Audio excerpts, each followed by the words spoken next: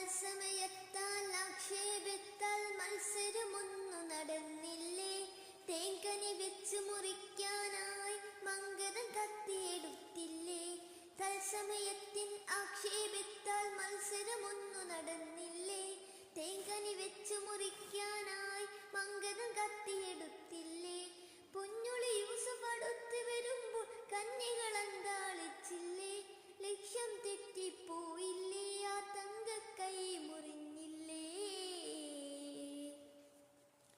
അസമുല്ല മണം വീശും കാറ്റേ വന്ന് മിസ്റിന്റെ കഥ പറഞ്ഞാട്ടെ, മുഖം പൊത്തി സുലൈഖപ്പൂ ബീബി പണ്ട് മുഹബത്താലല്ലേ ചിരി തൂകി, പണ്ട് മുഹബത്താലെ